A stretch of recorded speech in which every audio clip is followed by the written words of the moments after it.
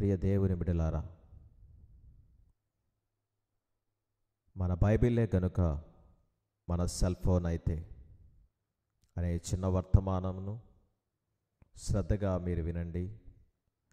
మన బైబిల్ను మన సెల్ ఫోన్ లాగా భావించి మన సెల్ ఫోన్ను ఉపయోగించినట్లుగా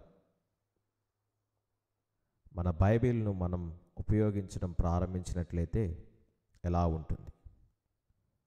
అప్పుడు మనం మన బైబిల్ను ఎల్లప్పుడూ మన చేతిలోనే లేదా మన జేబులోనో లేదా మన పర్సులోనో ఉంచుకుంటాం.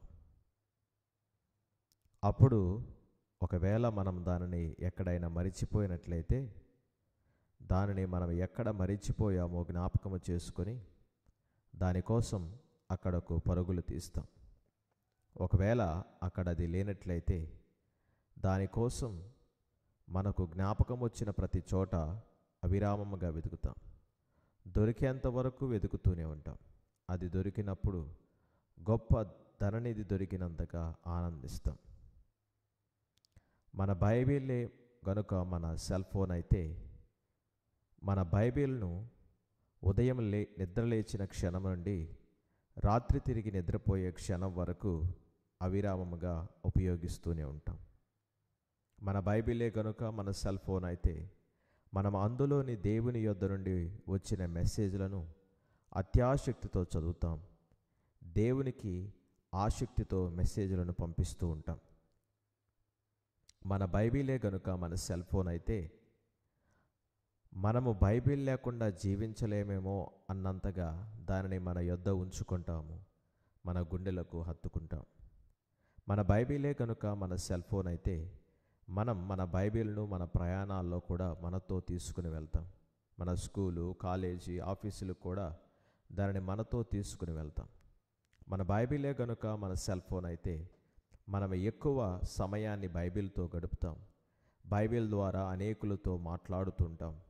బైబిల్ ద్వారా అనేకులకు మెసేజ్లను పంపిస్తూ ఉంటాం.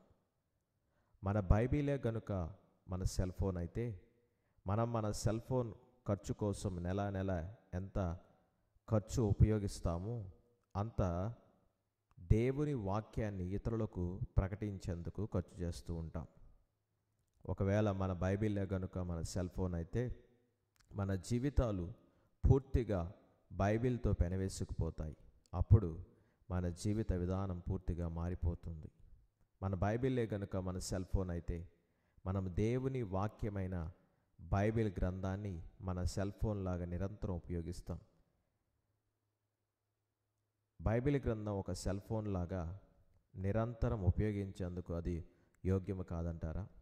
ప్రియ దేవుని బిడ్డ, మన బైబిల్ను నిరంతరం మన చేతిలోనే ఉంచుకొని అవకాశం దొరికినప్పుడల్లా ప్రార్థనాపూర్వకముగా దానిని ఉపయోగించేందుకు ఒక దృఢమైన నిర్ణయం తీసుకుందాం. అప్పుడు మనం దానిని ఆన్ చేసిన ప్రతిసారి అందులోనే ఒక అద్భుతమైన మెసేజ్ని చదివి ఆనందిస్తూ ఉంటాం.